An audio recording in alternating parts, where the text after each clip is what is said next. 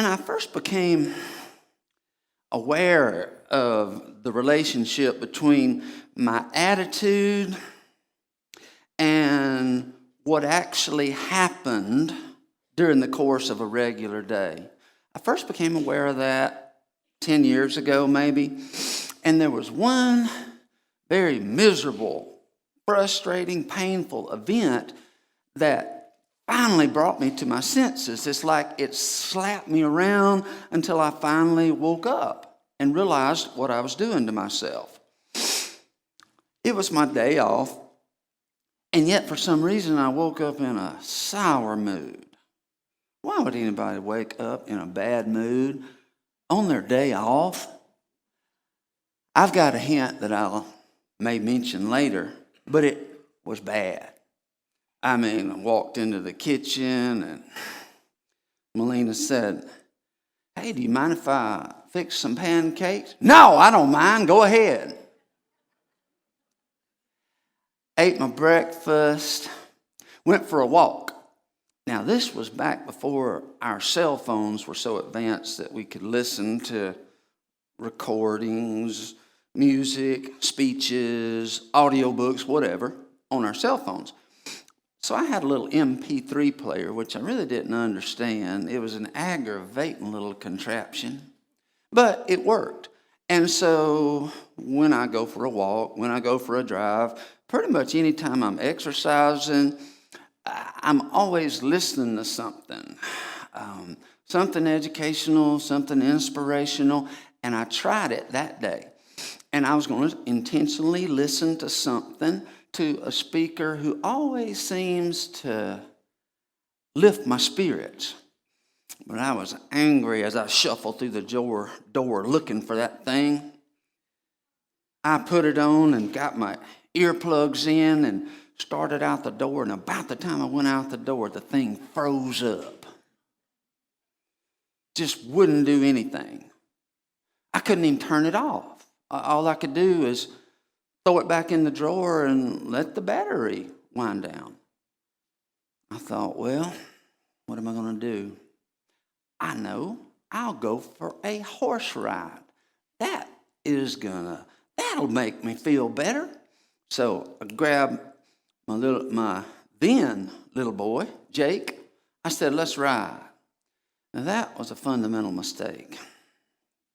And I was already breaking a rule that I'd known about for quite some time, and that it is this: when you are in a bad mood, when your attitude is really sour, do not get on a horse's back, because they can tell it.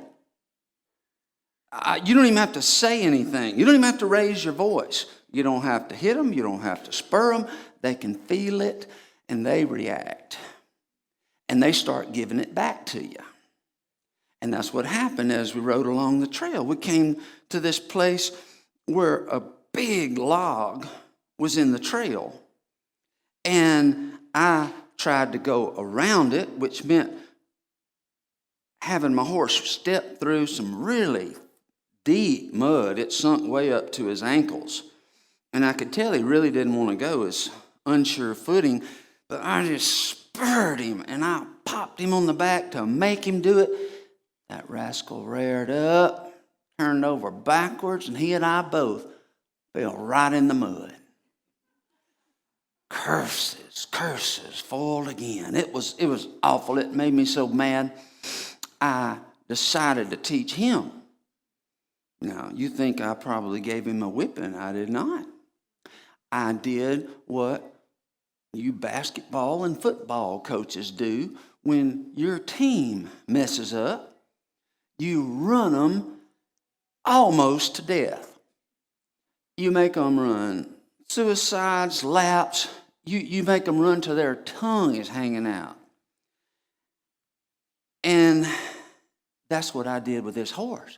I started galloping him around this pasture, round and around and around, and I could tell he was getting tired, but I kept spurring him. Meanwhile, my little boy, Jake, was on his horse over to the side, and he decided to start galloping around too. He wasn't going nearly as fast as I was. I was concentrating on how mad I was at this horse and how I was going to make him do what I wanted him to do, and I was going to teach him a lesson he would never forget. And about that time, I rounded a curve, and there was Jake on his horse running straight at me from about as far as here to that post by Bernie Mize, and we almost had a head-on collision. Were it not for expert horsemanship, we would have. Barely missed a head-on collision, but it caused Jake to slip sideways in order to miss me, and the whole saddle slipped sideways, and yet that little joker was hanging on. If he'd been a Comanche Indian, he could have been shooting arrows from underneath the horse's belly. He rode like that. It was miserable. So we went back to the house, and I decided, okay, I'm going to just go scuba diving.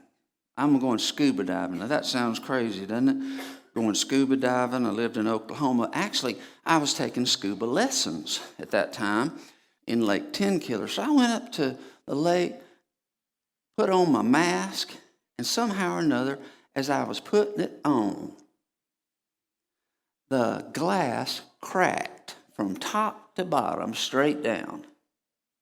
I know, it's crazy. It's hard to believe, but that glass broke. I didn't even get to practice. Came home, decided to jump on a borrowed tractor and go back down to that trail, yank that log out of the woods, open up the trail. Got down there, got off, hooked the chain to the log, got back on the tractor, went to put it in gear, and you know what? The gears were locked up. I cut it off.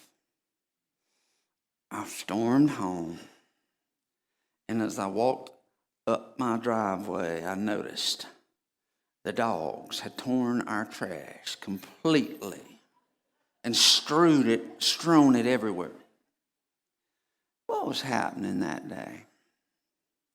What happened that day is something I have really come to believe about the power of our thoughts, the power of our attitudes.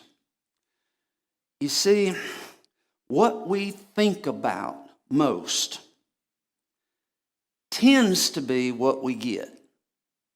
That's why it's so important to spend as much of your time as you can thinking about the things of God. Memorizing scriptures, reciting them in your head, singing spiritual songs from church. What you focus on tends to happen, especially when you're intensely focused. And when you're in a bad mood, you are intensely focused on bad things. And it's almost like you become a magnet for trouble. And things that otherwise wouldn't go wrong on a normal day do go terribly wrong. It's amazing enough that my bad attitude affected a horse, a living thing. Coincidence? Maybe, maybe not. But I'd never locked up the gears on a tractor before, haven't done it since. Never had an MP3 player freeze up before or since. All I know is something about the way I was thinking, something about that intensely sour attitude threw me into this negative cycle that just got faster and faster. It escalated because my bad attitude would cause me one problem, and rather than stopping right there and realizing what was going on, changing my course, changing my focus, I just got mad at whatever I thought was causing my problem, got even madder, and then brought something even worse, which made me even more poisoned, and it was a chain reaction. That's probably the single most clear example I've personally experienced in this kind of thing. And yet I see it happening in the lives of other people, especially people I really get to know well. I see it happening to other people, and I still see it happening to me, even now that I'm conscious of it and watching for it. You see, if we're not careful, if we don't recognize how we are unconsciously contributing to some of the very problems that are upsetting us so, if we don't recognize that, life will get harder and harder. I'll get sourer and sourer and wind up a miserable old wretch. I don't want that to happen to me, and I don't want that to happen to you. And so, the next time you catch yourself frustrated, stop. Stop right where you are and pray. That's what I finally did after I saw the trash strewn all over the yard. I stopped right there, got on my knees and prayed. And I said, Father, I do not know what's happening here. I just know something is not right. It's like I'm out of sync with you. It's like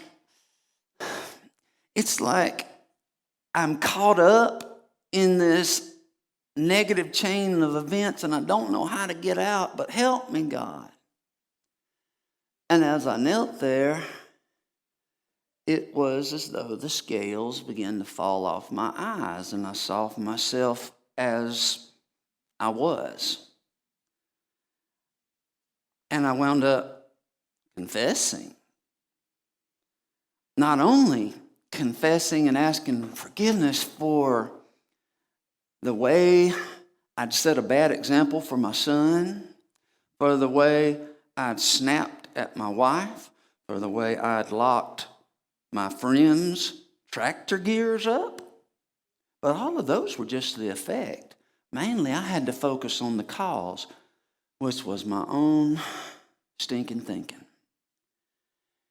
Sooner or later, we got to recognize that a large percentage, not all, hear me clearly, not all, but a large percentage of the frustrating problems we deal with day in and day out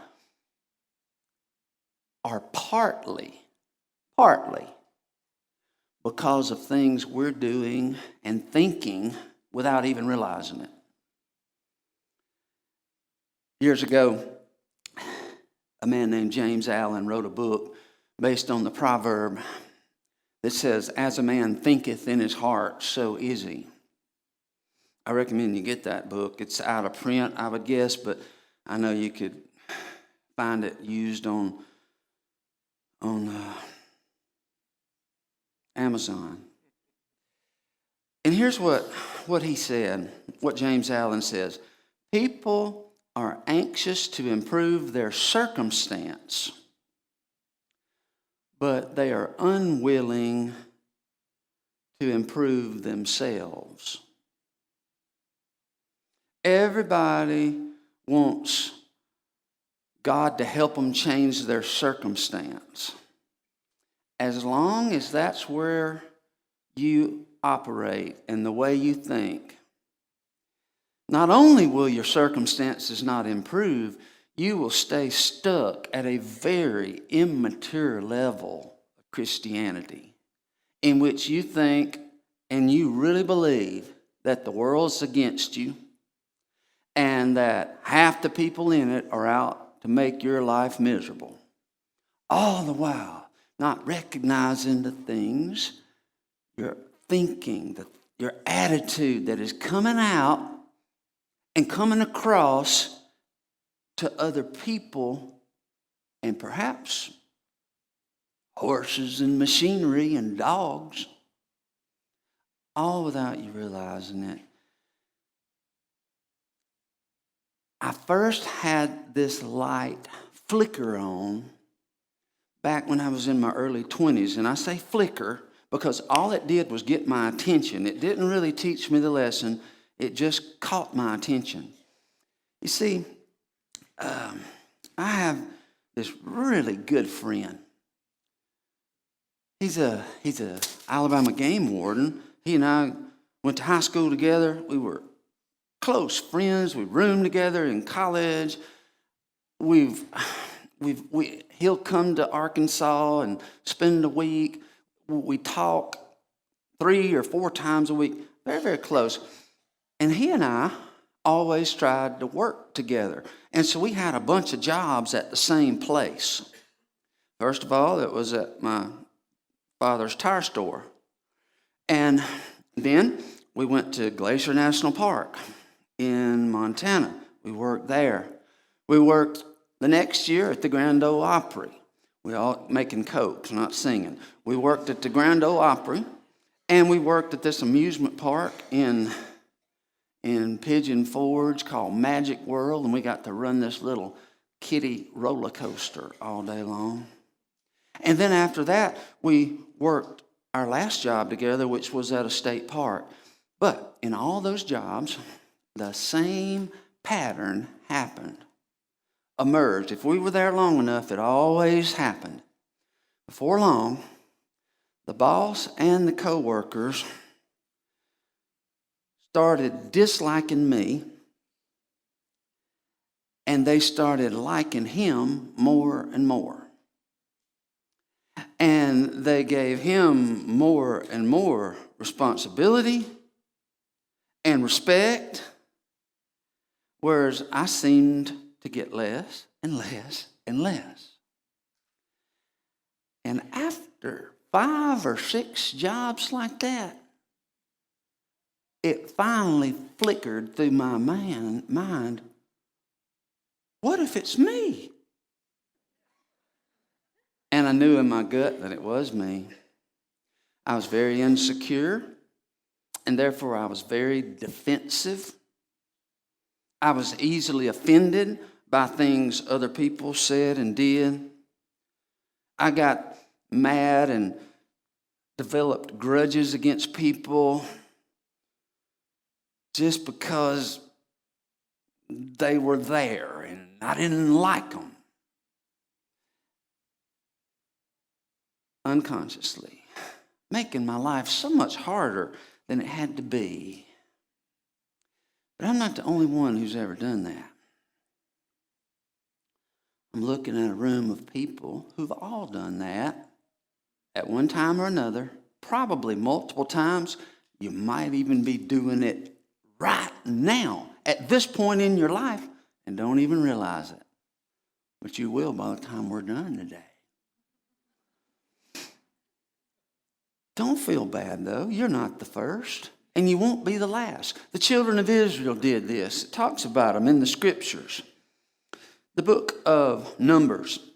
In Numbers chapter 13, God told Moses, have 12 spies go into the promised land, scout it out, and come back with a report. They came back with a report that is described for us in Numbers 13, beginning in verse 31. The other men who explored the land with him disagreed. We can't go up against them. They are stronger than we are. So they spread this bad report about the land among the Israelites. I've preached a whole nother sermon on the spies and the damage they did by bringing back those pessimistic, unbelieving, doubt-filled reports. But here I'm focusing on the children of Israel and the way they reacted. You know what? All the children of Israel believed those false reports, those hopeless reports. Chapter 14, beginning in verse 1. Then the whole community began weeping aloud. They cried all night. Their voices rose in a great chorus of protest against Moses and Aaron. If only we had died in Egypt, or even here in this wilderness, they complained.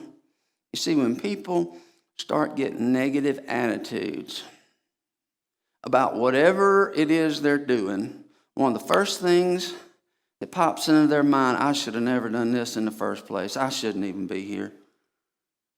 I wish I could go back. And yet God was determined to lead them forward. They complained, and they asked, why is the Lord taking us to this country only to have us die in battle? Our wives and our little ones will be carried off for plunder. Wouldn't it be better for us just to return to Egypt? Then they plotted among themselves, let's choose a new leader and go back to Egypt. Pay attention to a couple of those words in particular. Why is the Lord taking us here only to die? You know what they're doing? They're predicting their own future. They honestly believe they're going to die out in this wilderness.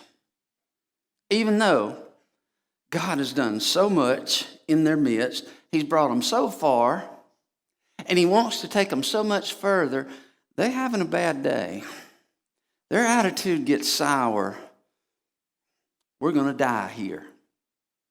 You know what the Lord essentially said? All right, if that's the way you want it, you will die here in this wilderness, just as you've spoken. Exodus chapter 13 tells about that in detail. How God said, yes, you are going to die. Didn't have to be this way, but you're going to die in this wilderness. The only two among you who are going to really reach the promised land are Joshua and Caleb, because they're the only ones that didn't fall for this. They're the only ones that didn't ruin their future by their own attitude. And God also said, by the way, your children, the ones you said are going to be carried away as plunder by enemies who kill you, they are the ones who will actually live in the promised land. Life and death is in the power of the words, the Bible says. I believe it's Proverbs 18:12. Life and death in the power of the tongue. You can bring curses or blessings on yourself by what you think and what you say. And my question is, how long are some of us going to keep bringing unnecessary curses on ourselves and people we love? How much damage are we going to do before we finally get it? I know this. I know nothing about the details in most of your lives, but I know this. The sooner you deal with this, the sooner you conquer this tendency to go negative and start speaking the worst into existence, the sooner you repent of that and beg God to ask God. Let me take that word back. Beg God. You won't have to beg God to help you on that. And there are certain prayers that God especially loves to answer. And in my observation and personal experience, one of His favorite prayers to answer is, God, I'm not where I want to be, and I confess it. Please, take me where you want me to go. I don't want to keep living with this person that I've become. Transform me, and I'll cooperate. That is a prayer God will get excited about answering, because it's one of the most important things He wants to do in your life. So cooperate with Him. In the meantime, the same things will keep happening over and over. And you'll do damage to people you're not even aware of now. You'll look back and later remember it.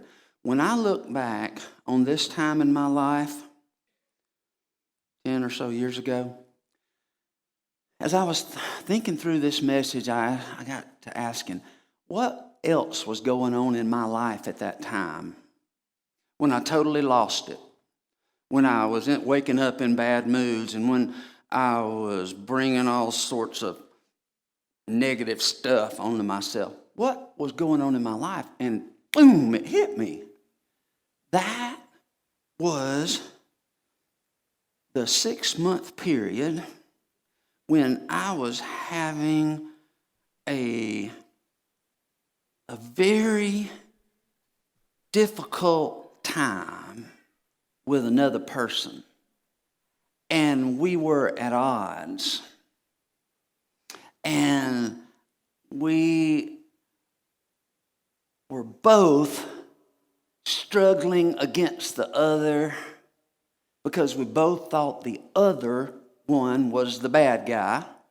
It always seems like the other person's the bad guy, by the way. So don't believe everything you think. During that time, that's what was going on. That was the real thing that filled me with anger, frustration. That's why I woke up in a bad mood.